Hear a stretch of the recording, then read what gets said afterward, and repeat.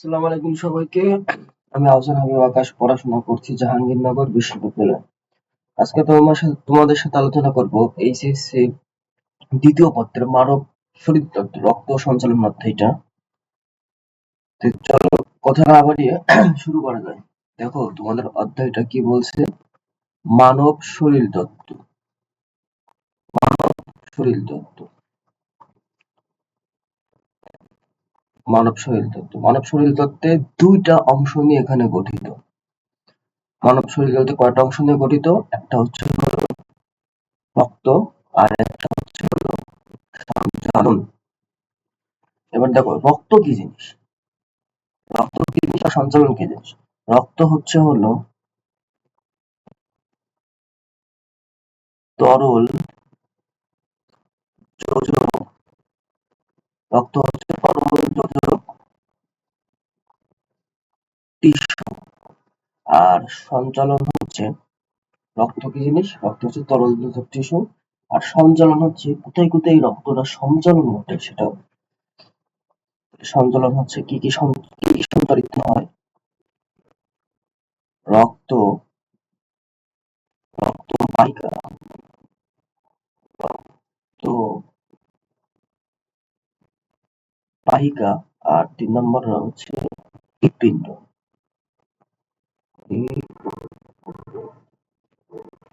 হৃৎপিণ্ড। তাহলে মানব শরীরটাতে তোমাদের দুইটা অংশ বিভক্ত, একটা হচ্ছে রক্ত আর একটা হচ্ছে সঞ্চালন। রক্ত হচ্ছে তরল যোজক টিস্যু, আর সঞ্চালন হলো 3 ভাগ, একটা হচ্ছে রক্ত, রক্তবাহিকা, হৃৎপিণ্ড। এখন দেখো তোমাদের পরীক্ষায় কিন্তু প্রশ্ন আসতে পারে নিচের কোনটি সঞ্চালন নয়, তখন এই 3টা পথে যেটা থাকবে সেটার উত্তরই তোমরা দাঁড়াও। কথা না বাড়িয়ে চলো শুরু করা যাক। সেটা হলো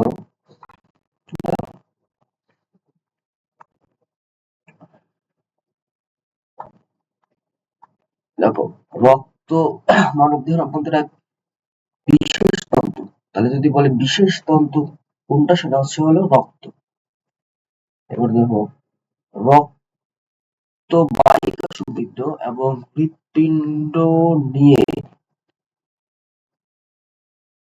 নিয়ন্ত্রিত যে তন্ত্রের মাধ্যমে, রক্তবাহিকা সমৃদ্ধ এবং হৃৎপিণ্ড নিয়ে নিয়ন্ত্রিত যে তন্ত্রের মাধ্যমে রক্ত সারা দেহের বিভিন্ন অংশে সঞ্চালিত হয় তাকে রক্ত সংবহনতন্ত্র বলা হয়। তার রক্ত সংবহনতন্ত্র দুইটা অংশ, এটা ইম্পর্টেন্ট, একটা হচ্ছে রক্তবাহিকা সমৃদ্ধ, আরেকটা হলো হৃৎপিণ্ড। এবার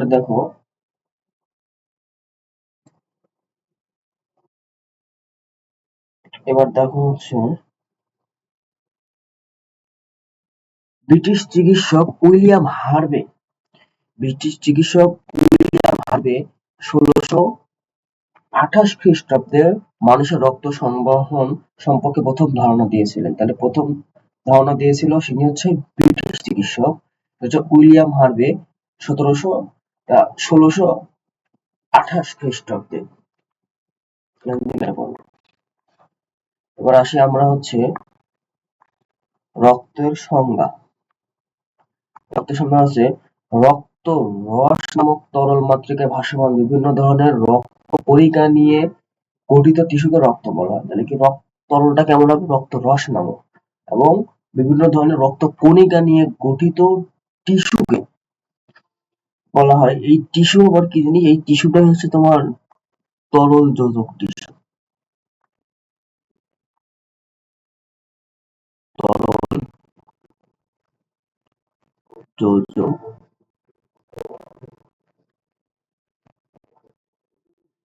তরল যোজক টিস্যু। এবার দেখো রক্ত, একজন পূর্ণবয়স্ক মানবদেহে 5 থেকে 6 লিটার রক্ত থাকে, অর্থাৎ দেহের ওজনের প্রায় 8%। রক্ত সামান্য ক্ষারীয়, এর পিএইচ মাত্রা 7.35 থেকে 7.45, মানে কি গড় এটা দিয়ে ভাগ করলে 7.40। তাপমাত্রা কত, 36 থেকে 38 ডিগ্রি সেলসিয়াস। রক্তের আপেক্ষিক গুরুত্ব পানির চেয়ে বেশি, প্রায় কত, 1.065। দেখো অজৈব লবণের উপস্থিতির জন্য রক্তের স্বাদ নোনতা। রক্তের স্বাদ কি, নোনতা। তাহলে এখান থেকে কিছু প্রশ্ন আসবে, যেমন কি একজন পূর্ণবয়স্ক মানব দেহে কত লিটার রক্ত থাকে, সেটা হচ্ছে 5 থেকে 6 লিটার রক্ত থাকে।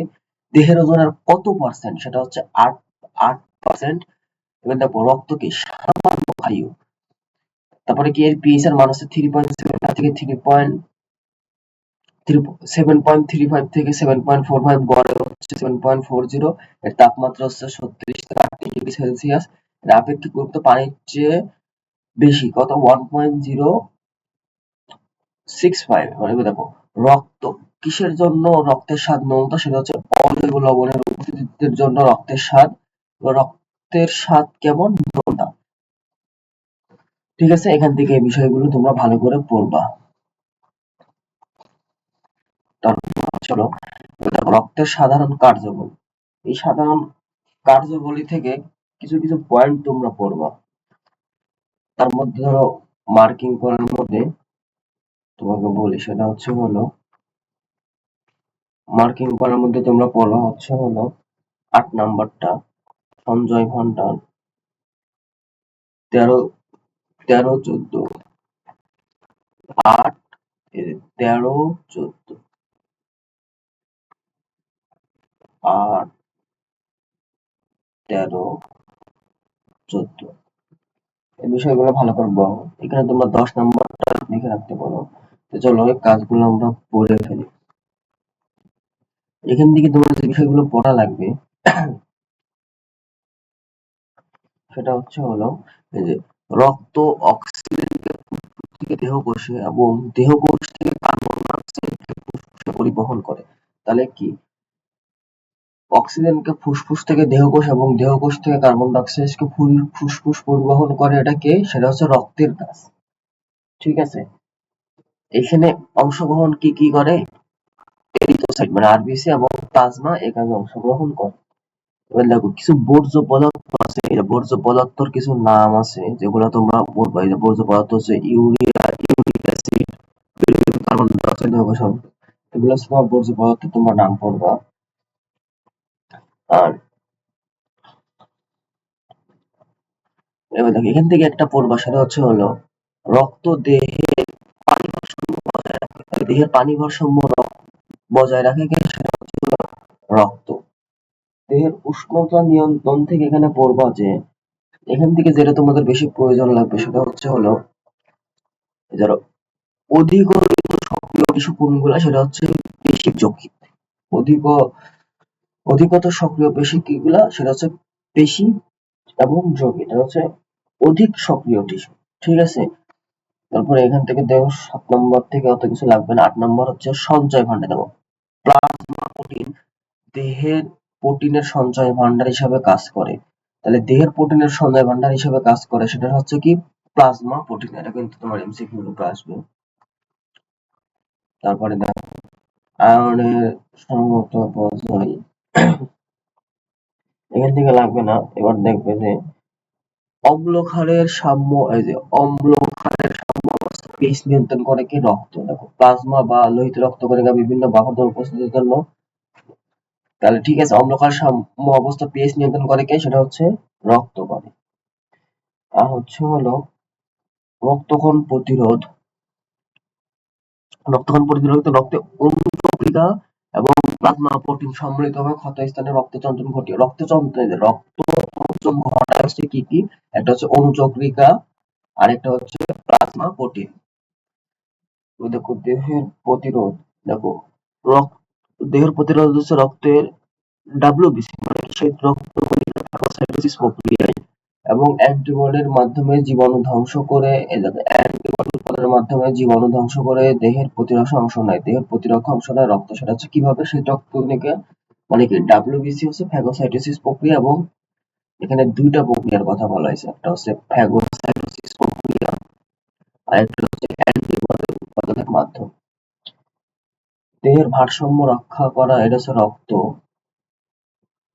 দেহের ভারসাম্য রক্ষা করা সেটা হচ্ছে হলো দেহের অভ্যন্তরীণ পরিবেশ ভারসাম্য বা হোমিওস্ট্যাসিস। হোমিওস্ট্যাসিসটা কি জিনিস, সেটা হচ্ছে অভ্যন্তরীণ পরিবেশের ভারসাম্য, এটা হচ্ছে রক্ত করে। রোগ রোগ নির্ণয় হচ্ছে রক্ত। এখান থেকে তোমার যে বিষয়টা হচ্ছে মূল বিষয় সেটা হচ্ছে রক্তের সাধারণ যে কার্যাবলী, রক্তের যে সাধারণ যে কার্যাবলী, যে রক্তের সাধারণ যে কার্যাবলী, প্রথমে তোমার এখান থেকে মূল যে জিনিসটা পড়তে হবে সেটা হচ্ছে হলো হেডলাইন।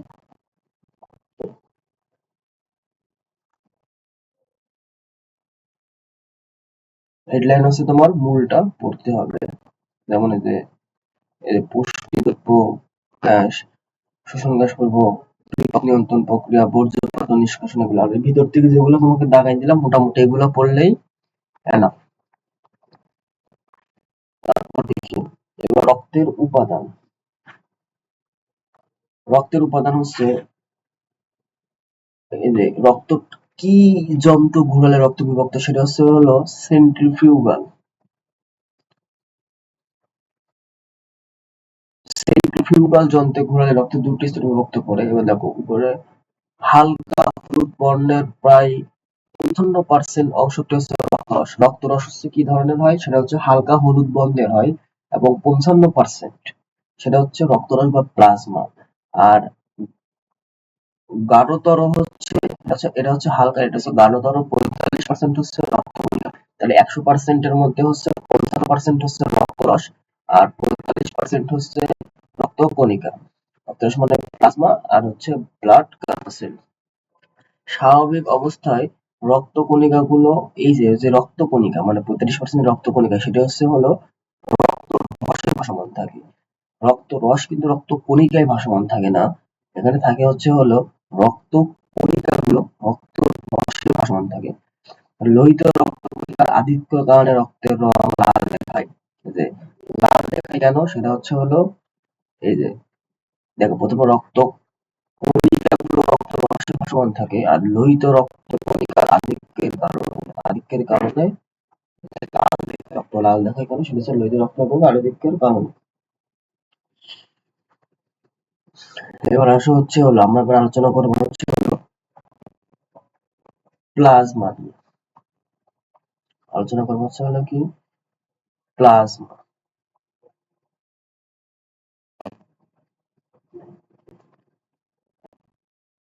প্লাজমা প্লাজমা হচ্ছে কি হলুদ বর্ণের তরল অংশ। হলুদ প্লাজমা কি জিনিস, সেটা হচ্ছে হলো হলুদ বর্ণের তরল যে অংশগুলো সেটা হচ্ছে প্লাজমা। এতে পানির পরিমাণ থাকে ৯০ থেকে ৯২% এবং দ্রবীভূত কঠিন পদার্থের পরিমাণ থাকে ৮ থেকে ১০%। পানির পরিমাণ থাকে ৯০ থেকে ৯২% এবং কঠিন পদার্থের পরিমাণ থাকে ৮ থেকে ১০%। রক্তরসে কঠিন পদার্থের মধ্যে এই কঠিন পদার্থ যে ৮ থেকে ১০% থাকে, এর মধ্যে হচ্ছে জলীয় পদার্থ থাকে হচ্ছে ৭ থেকে ৮%, আর অজৈব পদার্থ থাকে ০.৯%। এবার দেখো এখানে হচ্ছে দুইটা পদার্থ নিয়ে গঠিত হয়, একটা হচ্ছে হলো অজৈব পদার্থ, অজৈব পদার্থ আর একটা হচ্ছে হলো জৈব পদার্থ। একটা হচ্ছে ইনঅর্গানিক আর একটা হচ্ছে অর্গানিক। তাহলে দেখো এবার দেখো অজৈব পদার্থের আবার এই অজৈব পদার্থের পরিমাণ, এই যে অজৈব পদার্থের পরিমাণ হচ্ছে 0.9। এর মধ্যে কি কি থাকে, এখান থেকে দেখবে এর মধ্যে থাকে হচ্ছে হলো, এর মধ্যে যেগুলো থাকে সেটা হচ্ছে হলো sodium chloride, sodium carbonate, calcium, potassium, magnesium, phosphorus, লোহা, তামা, আয়রন। তাহলে অজৈব পদার্থ কোনগুলো, তখন তোমার এই নামগুলো তোমার মুখস্থ রাখতে হবে। এর মধ্যে একমাত্র যে ফসফরাস, এই যে ফসফরাস যেটা দেখছো সেটা একমাত্র অধাতু।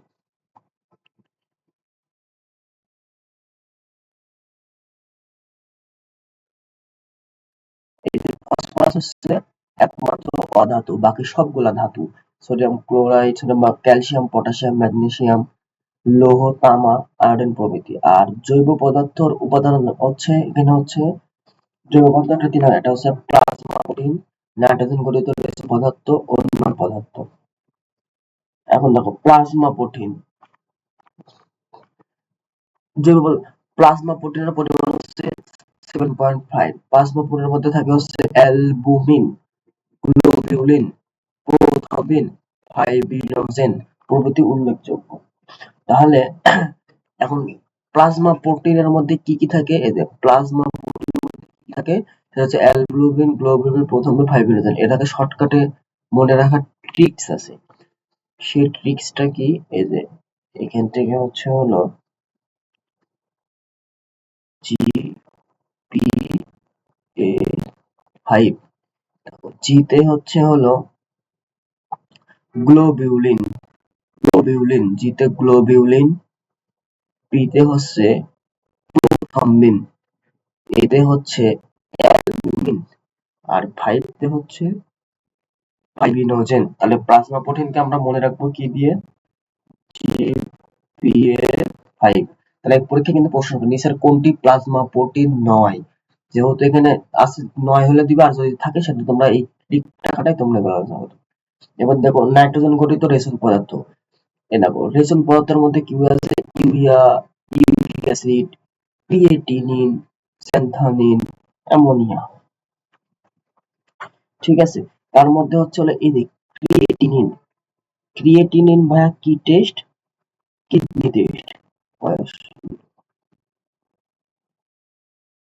কিডনি কিডনি টেস্ট ভাইয়া কিসের মাধ্যমে করা হয়, সেটা হচ্ছে ক্রিয়েটিনের মাধ্যমে কিডনি টেস্ট করে আমরা বুঝতে পারি যে এটা ভালো নাকি। এখন এবার দেখো নাইট্রোজেন গঠিত যে রেশন পদার্থ আছে এগুলো তো মনে রাখা লাগবে, প্লাজমা প্রোটিন কোনগুলা, নাইট্রোজেন গঠিত রেশন পদার্থ কোনগুলা, এগুলো মনে রাখার জন্য না, তাহলে এটা মনে রাখার জন্য তোমার যে ট্রিকটা তুমি ব্যবহার করতে পারো সেটা হচ্ছে হলো কি হে জামাই, কি হে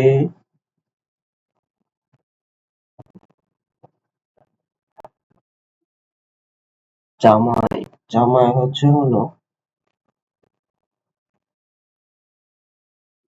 প্লাস 5, কিতে হচ্ছে ক্রিয়েটিনিন, এই যে কিতে হচ্ছে ক্রিয়েটিনিন,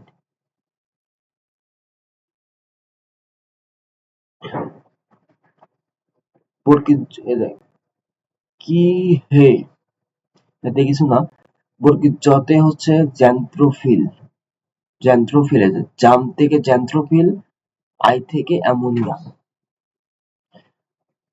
আর হর্ষই আছে না, এই যে জাম আই হর্ষইতে হচ্ছে ইউরিয়া, ইউরিক অ্যাসিড, এর থেকে কিছু নাই, তাহলে কিতে ক্রিয়েটিনিন, এতে কিছু না, জাম আই হচ্ছে দুইটা হবে, একটা হচ্ছে জাম যোগ আই, তাহলে জাম থেকে জ্যান্থোফিল, আই থেকে অ্যামোনিয়া, আবার হর্ষই থেকে ইউরিয়া, ইউরিক অ্যাসিড। তাহলে নাইট্রোজেন রেশন প্রথম মনে রাখতে হবে, কি হচ্ছে আমাদের মনে রাখতে হবে। তখন এই যে প্লাজমা প্রোটিন, তারপরে নাইট্রোজেন পদার্থ, যদি এই দুইটা যদি মনে রাখতে পারো, বাকি যতগুলো আছে এগুলা বাদে, এই দুইটা বাদে, GPA5 আর হচ্ছে কি জামাই বাদে, বাকি যতগুলো আছে যেমন এখানে হচ্ছে হলো গ্লুকোজ, ফ্যাট, কোলেস্টেরল, হরমোন, বিভিন্ন প্রকার এনজাইম, এগুলা হচ্ছে ওই যে অন্যান্য পদার্থ, এগুলো তুমি এমনি পারো। তাহলে তোমার হচ্ছে এই প্লাজমার বিষয়টা মনে রেখে,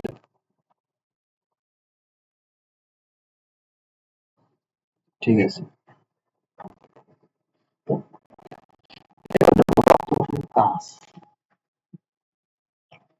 এখানে রক্তরসের কাজটা হচ্ছে ইম্পর্টেন্ট, রক্তরসের কাজটা হচ্ছে তোমার ইম্পর্টেন্ট, কাজ, এটা হচ্ছে তোমার 3 স্টার।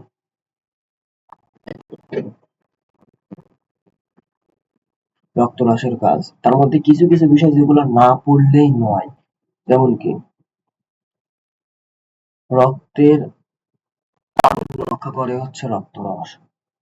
তারপরে দেখো টিস্যু, দেখো এখানে দেখো টিস্যুর কার্বন ডাইঅক্সাইড রক্তরসে, টিস্যুর অধিকাংশ কার্বন ডাইঅক্সাইড রক্তরসে বায়োকার্বনেট রূপে দ্রবীভূত থাকে। এটা থেকে অধিকাংশ, পুরোপুরি না কিন্তু, এখান থেকে এই কথাটা কিন্তু হাইলাইট করতে হবে, অধিকাংশ। অল্প পরিমাণ অক্সিজেন বাহিত হয়, অধিকাংশ কার্বন ডাই অক্সাইড আর হচ্ছে অল্প পরিমাণ অক্সিজেন বাহিত হয়। এখান থেকে কিন্তু এটা কিন্তু খুব কমপ্লেক্স একটা বিষয়, হচ্ছে হলো যে অধিকাংশ, আর এটা হচ্ছে অল্প পরিমাণ অক্সিজেন, অধিকাংশ হচ্ছে কার্বন ডাই অক্সাইড অধিকাংশ, আর অক্সিজেন হচ্ছে অল্প পরিমাণ, অক্সিজেন অল্প। ঠিক আছে, এখান থেকে গেল। আরেকটা যে বিষয়টা তোমার এখান থেকে পড়া লাগবে, কাজগুলা কিন্তু তুমি সবই পড়বা, রক্তরসের কাজগুলো এগুলো তোমার সবই ইম্পর্টেন্ট, তবে যেগুলো তোমার না পড়লেই নয়, পড়াই লাগবে। এবার দেখো সেটা হচ্ছে হলো অম্ল ক্ষারের অম্ল ক্ষারের ভারসাম্য রক্ষা করে, অম্ল ক্ষারের ভারসাম্য রক্ষা করে, রক্ত জমাট বাঁধার প্রয়োজনীয় রক্ত জমাট বাঁধার প্রয়োজনীয় উপাদানগুলো বহন করে, সেটা হচ্ছে রক্তরস। একটা হচ্ছে অম্ল ক্ষারের ভারসাম্য রক্ষা করে রক্তরসের কাজ, আর একটা হচ্ছে রক্ত জমাট বাঁধার প্রয়োজনীয় উপাদানগুলো বহন করে, সেটা হচ্ছে রক্তরস। ঠিক আছে, রক্তরসের কাজগুলো থেকে এই যে এগুলো না পড়লেই নয়, সেটা হচ্ছে হলো এই যে ১, ৪, ৫, ৮, ৯ এগুলা পড়বা, বাকি সবই রিডিং দিবে একবার করে যতটুকু মনে থাকে আর কি। এই গেল রক্ত ছিল, এবার আসবে হচ্ছে হলো রক্তকণিকা। রক্তকণিকার যে বিষয়টা সেটা হচ্ছে হলো এই যে রক্তের উপাদান হিসেবে ভাসমান কণিকা, এই যে ভাসমান কণিকাকে রক্তকণিকা বলা হয়। এগুলো হচ্ছে হেমাটোপোয়েসিস প্রক্রিয়ায় সৃষ্টি হয়। রক্তকণিকা কোন প্রক্রিয়ায় সৃষ্টি হয় এটা হচ্ছে ইম্পর্টেন্ট। এটা হচ্ছে হেমাটোপোয়েসিস। সিস মানে হচ্ছে মনে রাখবা সেটা হচ্ছে প্রক্রিয়া। সিস সিস মানে হচ্ছে প্রক্রিয়া। সিস মানে কি? সেটা হচ্ছে প্রক্রিয়া।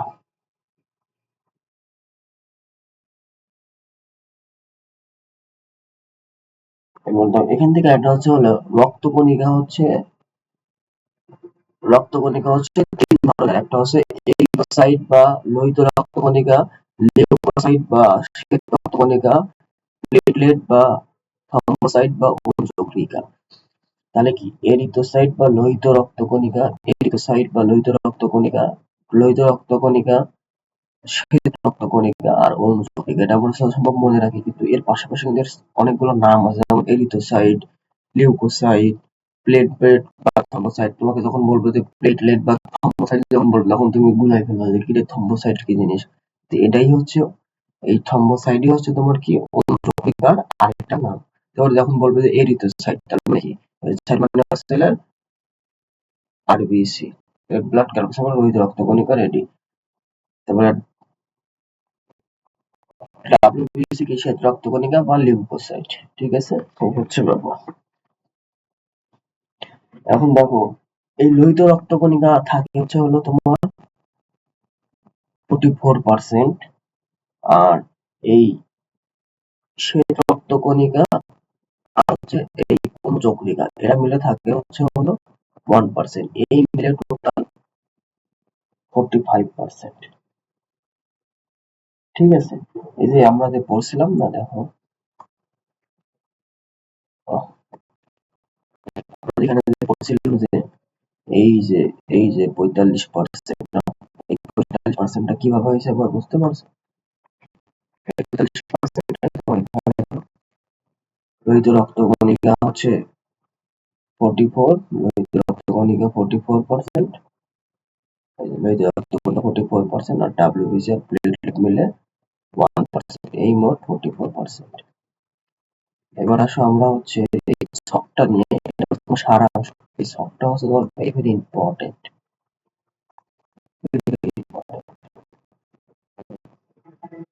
এই যে ছকটা, সেই ছকটা নিয়ে তোমার আলোচনা করতে হবে। এই যে ছক, এই ছকটা হচ্ছে তোমার ইম্পর্টেন্ট, সুতরাং এই ছকের উপর ফোকাস রাখবে। এবার দেখো ছকটা আমি সহজভাবে তোমাদের সাথে আলোচনা করি। সেটা হচ্ছে হলো রক্ত দুই ভাগে বিভক্ত, একটা হচ্ছে রক্ত রস বা রক্ত প্লাজমা, যেটা হচ্ছে 55%, আর একটা হচ্ছে রক্ত কণিকা, একটা হচ্ছে রক্ত রস আর একটা হচ্ছে রক্ত কণিকা। তাহলে রক্ত রস কত? 55%, রক্ত কণিকা হচ্ছে 45। এই 45-এর মধ্যে আর বি সি, যদি রক্ত কণিকা হচ্ছে 44% আর হচ্ছে ডাব্লিউ বি সি হচ্ছে 1%। এই টোটাল মিলে 45%। ঠিক আছে, এবার দেখো এই যে রক্ত রস বা প্লাজমা যে 55% আছে না, এই প্লাজমার মধ্যে আবার পানি হচ্ছে 90% আর কঠিন পদার্থ হচ্ছে 8 থেকে 10%। এই কঠিন পদার্থের মধ্যে আবার দুইটা ভাগে ভাগ কঠিন পদার্থ, সেটা হচ্ছে হলো অজৈব পদার্থ আর একটা হচ্ছে জৈব পদার্থ। অজৈব পদার্থ হচ্ছে 9% আর জৈব পদার্থ হচ্ছে 7 থেকে 9%। ঠিক আছে, কোন পদার্থ? এবার দেখো অজৈব পদার্থের মধ্যে আবার কিছু উপাদান আছে, যেমন সোডিয়াম, ক্লোরাইড, পটাশিয়াম, এগুলো আমরা পড়াইছি না, একমাত্র যে ফসফরাস। ফসফরাস হচ্ছে অধাতু, বাকি সবগুলা ধাতু। অজৈব আর জৈব পদার্থের মধ্যে যেটা পড়াইছি সেটা হচ্ছে যে অ্যালবুমিন, গ্লোবিউলিন প্রথম বিন্দু, ফাইব্রিনোজেন। তাহলে তোমার এখান থেকে যে প্রশ্ন আসবে নিচের কোনটি হচ্ছে জৈব উপাদান আর কোনটি হচ্ছে অজৈব উপাদান, তার মানে তুমি প্লাজমা প্রোটিন যদি খালি মনে রাখো যে কি জিপি5 আমরা প্লাজমা প্রোটিন মনে রাখছিলাম। ঠিক আছে, আর এই বাদে বাকি যা সেটা হচ্ছে অজৈব উপাদানের উপাদান। এবার আসে, এটা হচ্ছে রক্তরস বা প্লাজমা গেল। এবার আসবে হচ্ছে রক্তকণিকা। রক্তকণিকা হচ্ছে তিন ধরনের, একটা হচ্ছে লোহিত রক্তকণিকা, রক্তকণিকা, শ্বেত রক্তকণিকা, অঞ্চক্রিকা। শ্বেত রক্তকণিকা আবার দুই প্রকার, একটা হচ্ছে গ্র্যানিউলো আর হচ্ছে অ্যাগ্রানিউলো। গ্র্যানিউলো, গ্র্যানিউলো মানে তোমার কি? গ্র্যানিউলো তোমার ধরো মুখে ধরো একটা ব্রণ হয়েছে, ব্রণটা তুমি কি যদি হাত দাও, ঠিক আছে, তাহলে সেটা গুটি গুটি পাবা না? এটা হচ্ছে গ্র্যানিউলো, একটা ফিল পাবা না? ফিল পাবা না একটা ব্রণে হাত দিলে গুটি গুটি গ্র্যানিউলো থেকে ফিল। তাহলে এটা হচ্ছে তিন প্রকার, এটা এই যে গ্র্যানিউলো এটা হচ্ছে ফিল, আর অ্যাগ্রানিউলো হচ্ছে তোমার সাইড যুক্ত। তাহলে গ্র্যানিউলো হচ্ছে তোমার ফিল যুক্ত আর অ্যাগ্রানিউলো হচ্ছে সাইড যুক্ত। তাহলে গ্র্যানিউলো হচ্ছে কি ইউসিনোফিল, বেসোফিল, আর নিউক্লিওফিল, আর অ্যাগ্রানিউলো হচ্ছে মনোসাইট, লিম্ফোসাইট। ঠিক আছে, এবার দেখো, এই দেখো এর মধ্যে হচ্ছে তোমার অজৈব প্লাজমা প্রোটিন, অজৈব উপাদানের যে প্লাজমা প্রোটিন, এবার নাইট্রোজেন মধ্যে পদার্থ হচ্ছে কি হে জামাই দিয়ে মনে করেছিলাম না, কি হে জামাই একটা ক্লিক দিছিলাম, ওইটা কি যে নাইট্রোজেন মধ্যে মনে রাখবো। আর অন্যান্য পদার্থ বলতে এই যে এনজাইম, লিপিড, হরমোন, এগুলো। তাহলে এই হচ্ছে তোমার শখ, এই শখটা হচ্ছে ইম্পর্টেন্ট, এই শখটা হচ্ছে তোমার সারাংশ। আচ্ছা, আমরা এখানে একটা পড়ছিলাম যে কি হে জামাই, হেতে হচ্ছে আমরা বলছিলাম কিছু ছিল না, কিন্তু এখানে হে একটা জিনিস অ্যাড করে নাও, সেটা হচ্ছে হেতে হচ্ছে হাইপোজেন্থি, অন্য বইয়ে আছে, বুঝলা? হাইপোজেন্থি, হাইপোজেন্থি কি হে জামাই। ঠিক আছে, এই হচ্ছে তোমার ছক। আজকে এ পর্যন্তই, ধন্যবাদ সবাইকে।